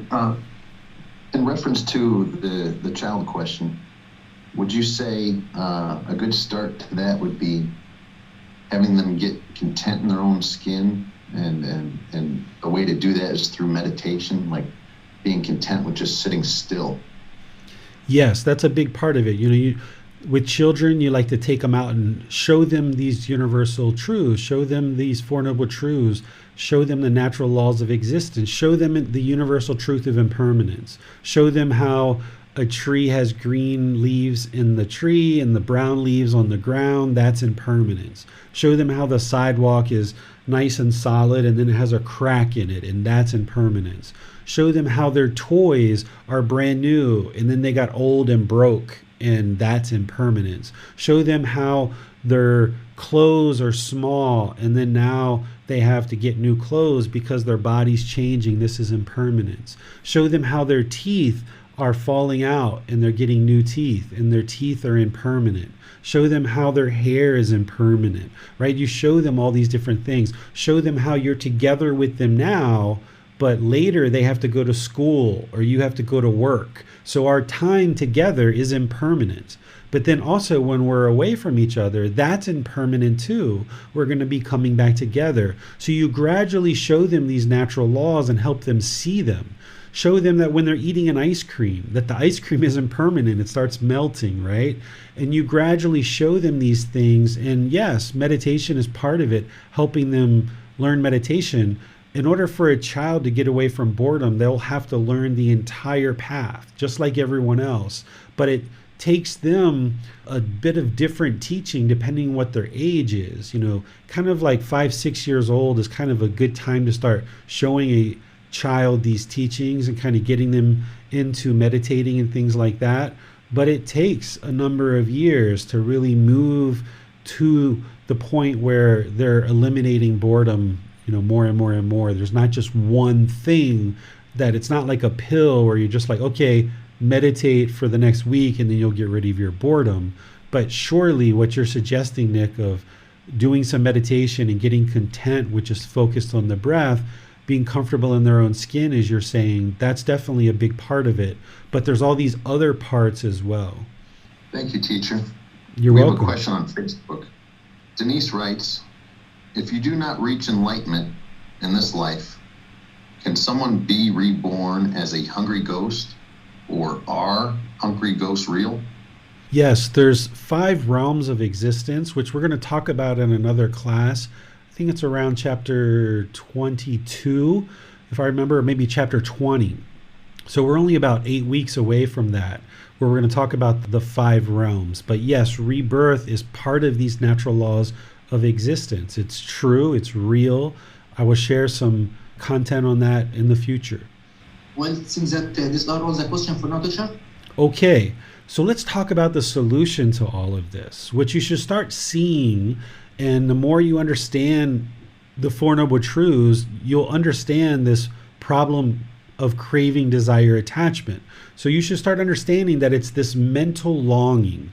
It's this strong eagerness. It's wanting things to be a certain way, right? If I was a teacher and I craved to have 100 people in my live classes and I just wanted that so badly, but yet I had 50 people in the class, the mind's going to be discontent, right?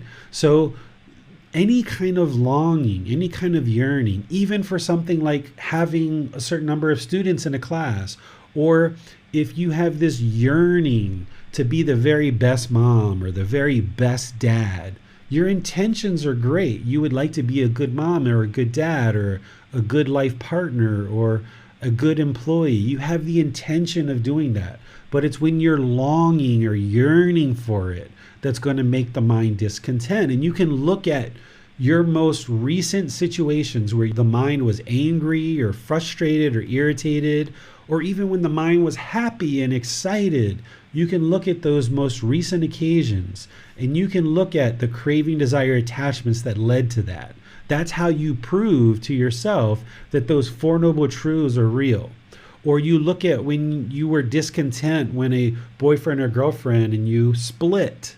You were very discontent during that period of time, and it wasn't until you let it go that the mind then became peaceful on that particular topic, right? So you have to be able to see those Four Noble Truths as truth. So every time the mind experiences pleasant feelings, you should be able to see craving, desire, attachments that are causing it.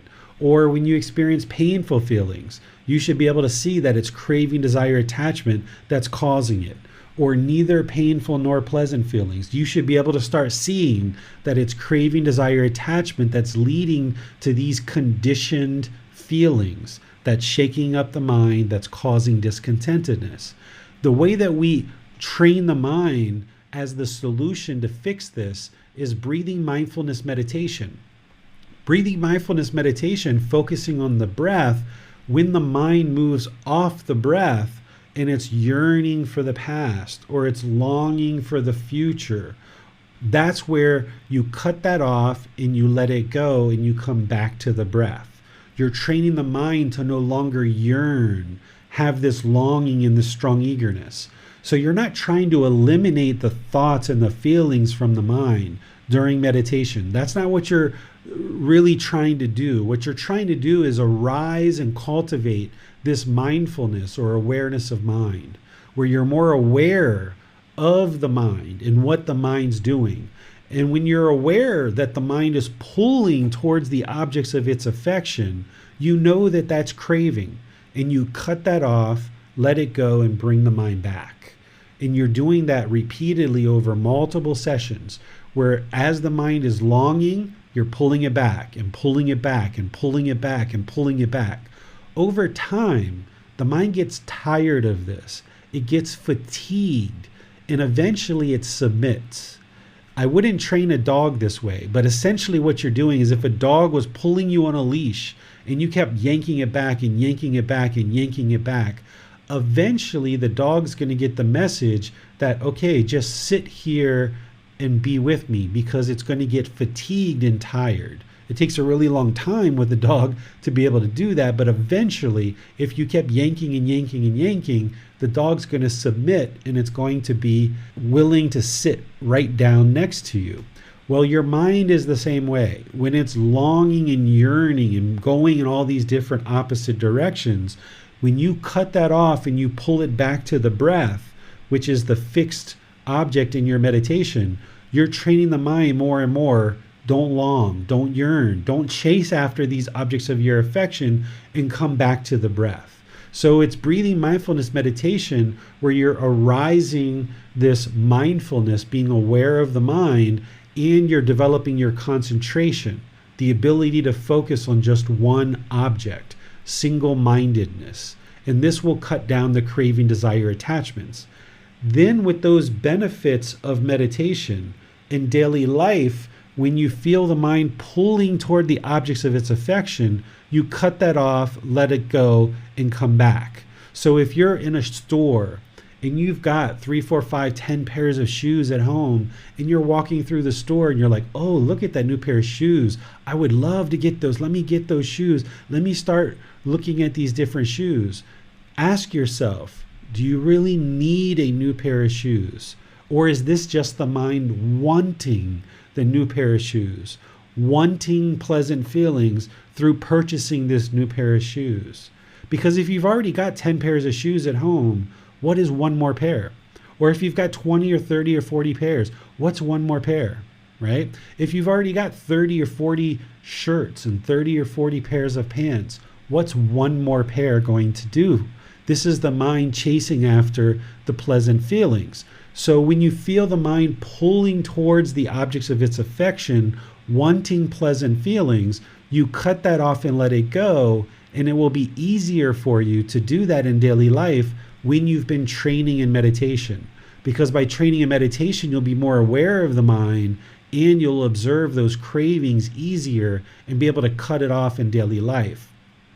As you experience certain discontentedness, you need to cut that off and let it go in daily life. This is what's going to help you, is by training and breathing mindfulness meditation, so that in your daily life, you can be actively training the mind.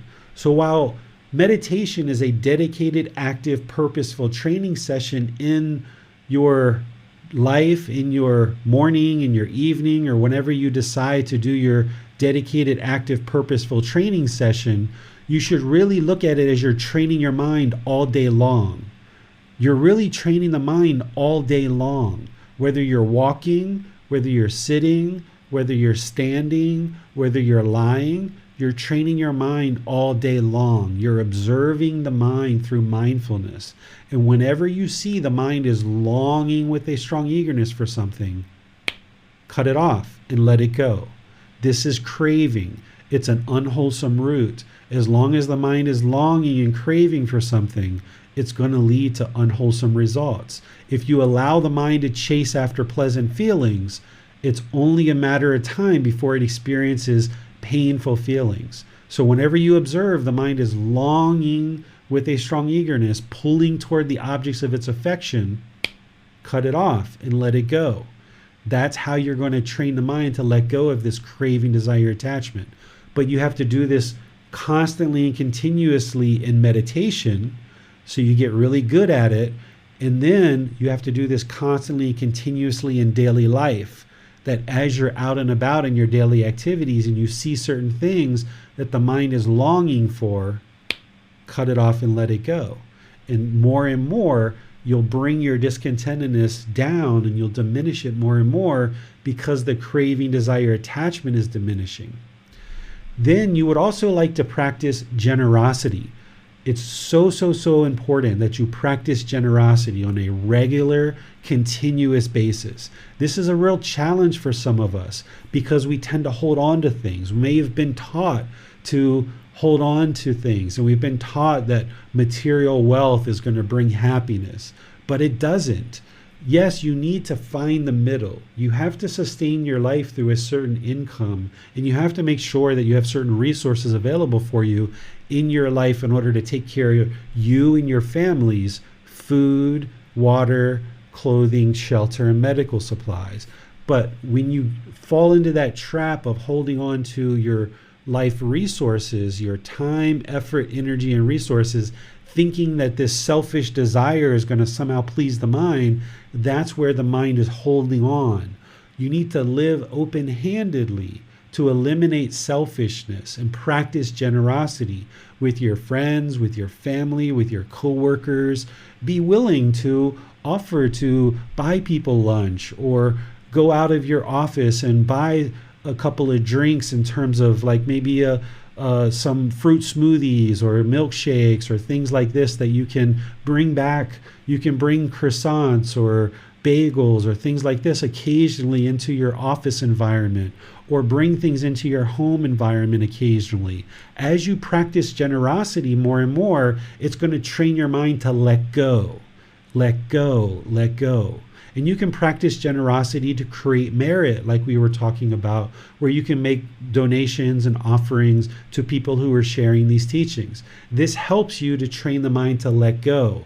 And this shouldn't be a thing that you do once a year or once every 6 months. You should practice sharing your time, effort, energy, and resources with people around you on a continuous, ongoing basis. And this is a way for you to not hold on to your time, effort, energy, and resources and eliminate this stain of selfishness. That's what the Buddha calls it, a stain of selfishness. As long as the mind is selfish, it won't experience enlightenment. So if your mind is holding on to your resources or your time, your effort, your energy, your mind isn't going to experience that liberation where it's liberated. So because the problem is the mind holding on and clinging, not only is breathing mindfulness meditation training the mind to let go, but practicing generosity is training the mind to let go. And that's why it needs to be a continuous, ongoing thing. If you only practice generosity once a year, that's only once in 365 days. You're not training the mind to let go. So you need to build in a regular practice of generosity. And it doesn't need to be hundreds and thousands of dollars that you're helping people with, or it doesn't need to be, enormous amounts of time, effort, energy, and resources, but you just find little ways to help people regularly throughout your day in your personal and professional relationships. You need to build this into your daily life, whether it's maybe tipping somebody a little extra money when you have a certain service that's being provided to you, or a neighbor or a friend or a family. Build in generosity into your practice to train the mind to let go and not be selfish. These are two of the solutions that you need. The third one is what we're going to talk about next week. I call this identifying your cravings, cultivating non-craving, and analysis of the mind. What I'm going to be teaching you next week, and what you can read as part of this chapter, is in chapter 13, you will learn how to identify certain cravings. Because essentially what discontentedness is it's a red light. It's telling you something's wrong. If you experience pleasant feelings, painful feelings, feelings that are neither painful nor pleasant, and these are conditioned feelings, that's the red light on your dashboard of your car telling you something's wrong. Pull over, pop the hood, investigate what's going on inside of this mind. And when you analyze the mind and you look at what the craving, desire, attachments are, once you identify them, then you can eliminate them. So we're going to be talking about that next week.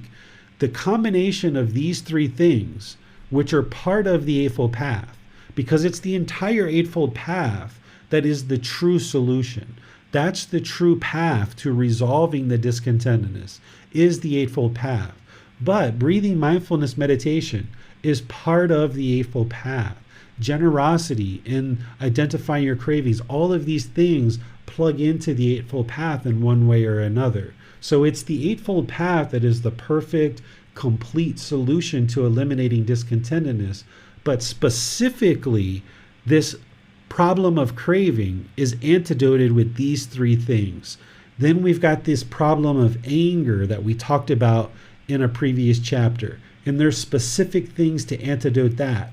And then there's this problem of ignorance or delusion or confusion. And there's certain things to antidote that. And then there's these 10 fetters, these 10 pollutions of mind.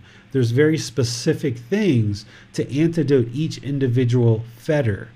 But from a high level, this craving, desire, attachment is antidoted with breathing mindfulness meditation, generosity, and then being able to identify these cravings in order to eliminate them. Because how could you ever eliminate your attachments? Remember, the third noble truth is the way to eliminate discontentedness is to eliminate craving, desire, attachment. Well, how could you ever eliminate craving, desire, attachments if you didn't know what they are? You have to be able to identify what they are in order to eliminate them. So what I'm going to be teaching you next week is how to identify specific craving, desire, attachments. And it's the discontentedness that is the red light that's kind of like the alarm bell, that when you see the mind's angry or frustrated or irritated or annoyed or having guilt or shame or fear, this is the alarm bell. This is the red light telling you there's craving there. Or if you see this conditioned happiness, excitement, elation, thrill, euphoria, that's the alarm bell. That's the red light telling you that there's craving, desire, attachment there. Or if you see the boredom and loneliness and shyness and displeasure and the uncomfortableness coming into the mind, then you know that, this is the alarm bell. This is the red light telling you there's craving, desire, attachment. What you're going to end up doing as we talk next week is as soon as you see the discontentedness or a few hours later, is start to analyze the mind and figure out what are the exact cravings that are causing this anger. What are the exact cravings that are causing this guilt or shame or fear? What are they? And then once you uncover them and you identify them, then you can actively work to eliminate them.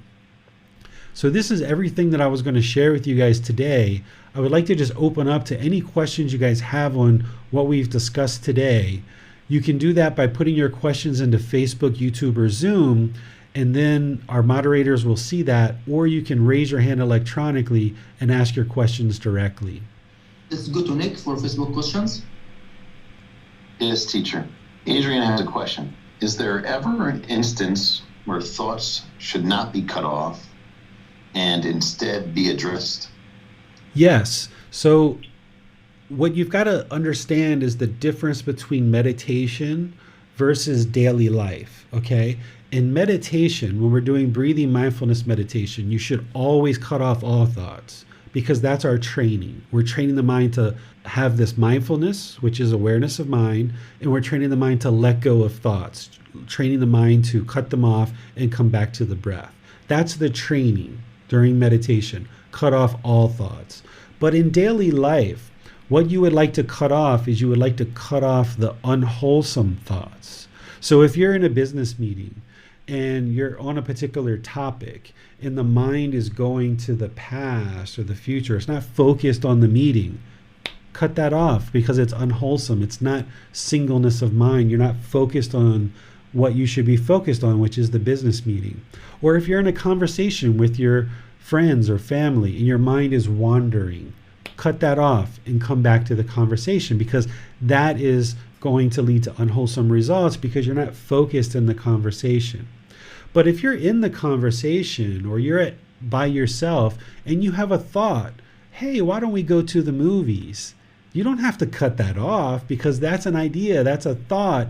Hey, why don't we all go to the movies?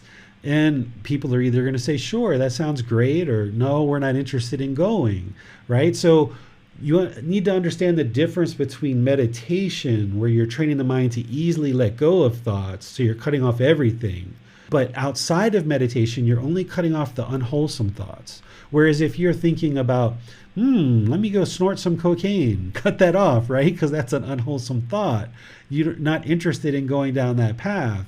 Or let me steal something, or let me lie, right? These unwholesome things that are part of the 5 precepts. Cut those off, let them go. Those are unwholesome things. But in daily life, when you're having wholesome thoughts, you're like, I have this idea of going out to dinner with my husband tonight, and I think I might ask him out on a date. Let me talk to him and see if he would like to go, right? You don't have to cut that off. That's a great thing that you can perhaps do with your husband, but you would like to do that without craving, desire, attachment. You don't want to have these expectations, this longing and this yearning, because if you want to go on this date with your husband really bad and he says no, now you're going to have painful feelings. So if you have this idea of like, hey, why don't we spend some quality time together, husband or wife or whoever you're with, and you ask them to go and they say yes, okay, well, let's go. Or if they say no, you're like, okay, that's fine, I understand. And you're just content either way, whether they say yes or no. The conditioned feeling is you make this offer, and when you hear yes, I'll go with you, you get these pleasant feelings. That's the condition. But they're not always going to say yes, because if you get these pleasant feelings when they say yes, you got to cut that off, because that's based on craving, desire, attachment. If you allow that pleasant feeling to come into the mind, then when they say no someday in the future, you're going to experience painful feelings because you allowed the mind to indulge in those pleasant feelings. When they said yes, you based your inner feelings on the condition that they said yes. So if they say yes, peaceful, calm, serene, and content with joy, sure, let's go out and have a night together. If they say no, okay, I understand. Are you feeling not well? Okay, we can do it another time, right?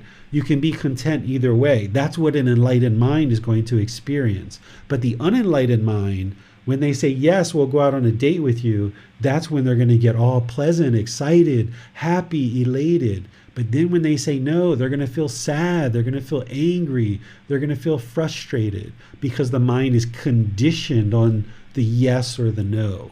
So you would like to get the mind to the middle, where it can be peaceful, calm, serene, and content with joy no matter what.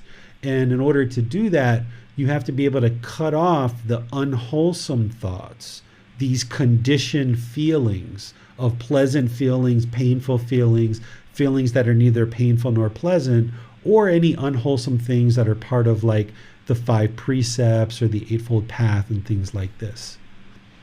Thank you, teacher. I have no other questions on Facebook. All right. Well, our passage says, Teacher David, I frequently hear from one individual that I am telling them what is wrong with them. However, that is not my intention. I'm clearly disturbing this person, but upsetting them is not my interest. I'm clearly disturbing this person, but upsetting them is not my interest. I'm not sure what to think or do about this. Yeah, sometimes in our mind, we don't have the intention of harming someone, of course, right? We might be practicing right intention where we're not interested in harming. So we have this intention of harmlessness, but our speech and our actions aren't in sync with our intention. So even though you don't have the intention to harm, the way that you're speaking and the way that you're interacting with others, it sounds like you're trying to control this person and you're trying to constantly tell them what to do and what not to do. If it's someone like a friend or a family member, then they're feeling a bit controlled. I would listen to that if I was you, even though you don't feel like you're being controlling. I would ask them questions. Can you give me some examples? Can you share with me the last time that happened? Can you help me see this more clearly? Because see, what the unenlightened mind wants to do is when you hear this person say that you're being controlling or you're trying to tell them what to do, you might want to get angry. The unenlightened mind want to get angry about that. But instead, you should flip that around. You should walk towards it and you should say, okay, you're saying that I am trying to control you. I'm trying to tell you what to do. Can you give me some examples so that I can see this more clearly for myself? And then get their feedback and listen to them and internalize it, understand their perspective. You can still be a wise person and reflect on what it is that they're sharing with you. It doesn't mean that they're 100% true. It might be their own perception that you're trying to control them.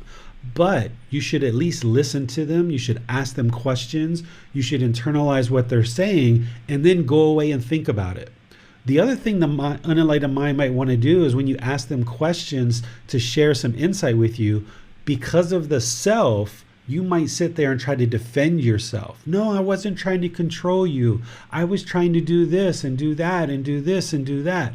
Don't do that. If you ask for somebody to give you some insight into what they're experiencing, then just listen to them and ask them lots and lots and lots of questions so that you can penetrate and understand what it is that they're seeing and what their perspective is. And then go away and think about it. Don't sit there and try to defend yourself because you need to get rid of that self. And then by you stepping away and thinking about it, that allows you to internalize it and reflect on it and see if it's really true or not. Because it sounds like to this person, they're feeling like you're telling them what to do, but you're just not seeing it. So you need to ask questions to get the insight from them. Well, for one who has, for example, craving for happiness or children or changing the world, how can breathing, mindfulness, meditation, and generosity help eliminating this craving? So if the mind wants children, or it wants to change the world, or it wants happiness, this is the mind longing for it. So as the mind in meditation is longing for all these different things, you're training the mind to cut that off and let it go and come back to the breath. Cut it off and let it go and come back to the breath.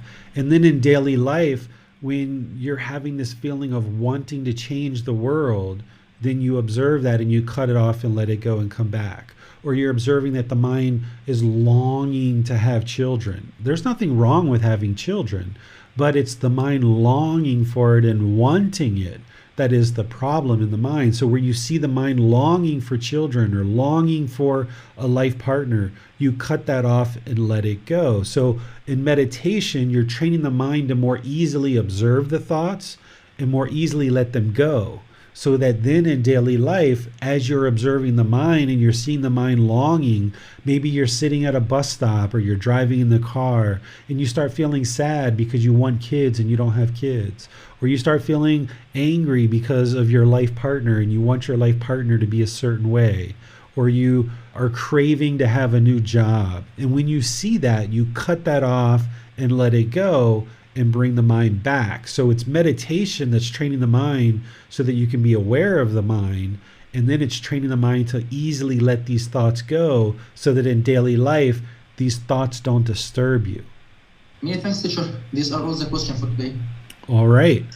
Well, I think this was a very interactive and helpful class. Perhaps that you learned something in today's class that is going to help you along this path to better understand what the problem in the unenlightened mind is.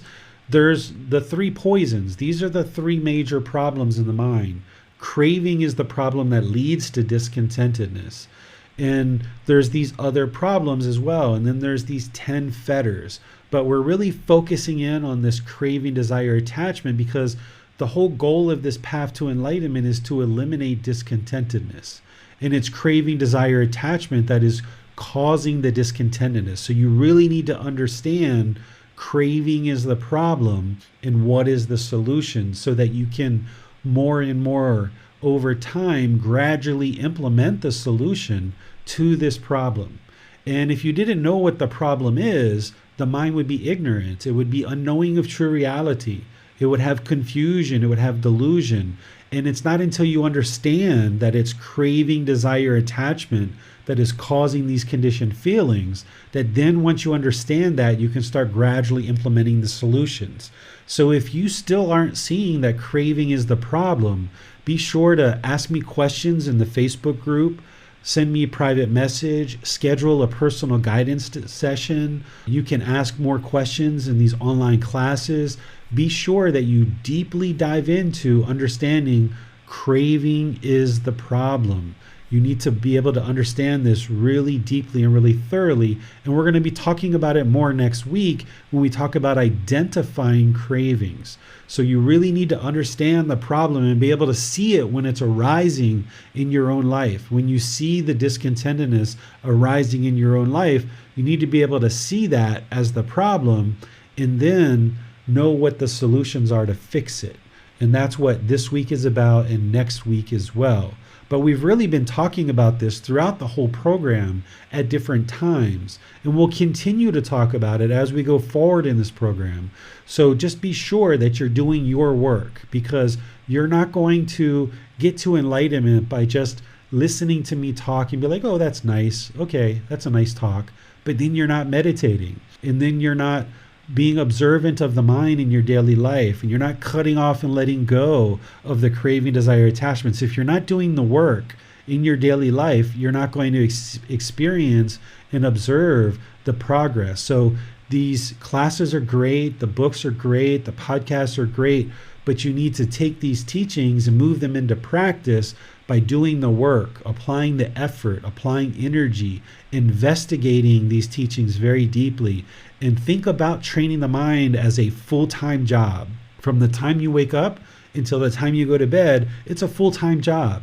So even when you're in conversations, whether it's a business conversation or a personal conversation, you're observing the mind in that conversation.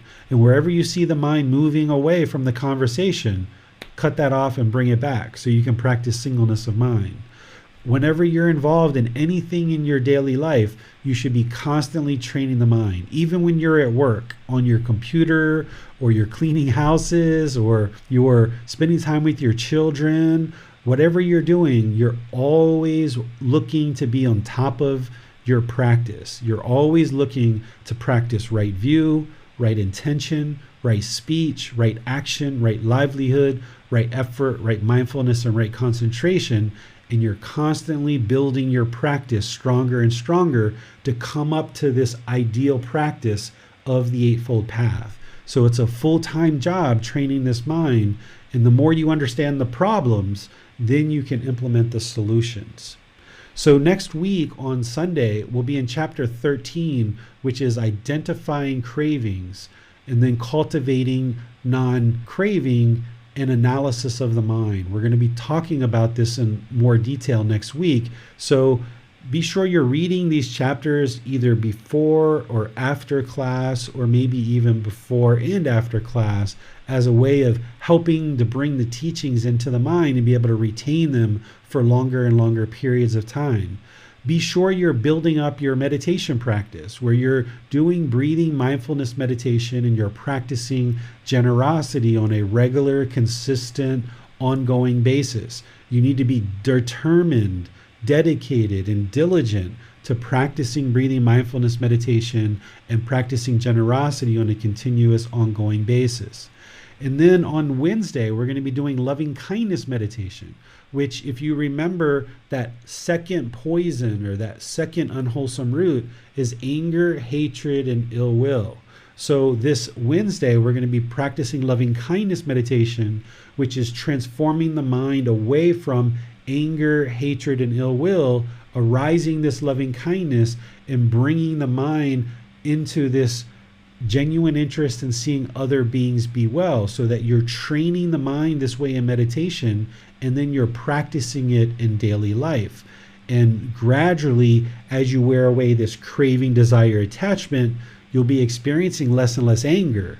But also, by practicing loving kindness meditation and then practicing loving kindness in daily life, where you're polite, kind, friendly, and respectful in all situations, then you're transforming this second poison of anger, hatred, and ill will.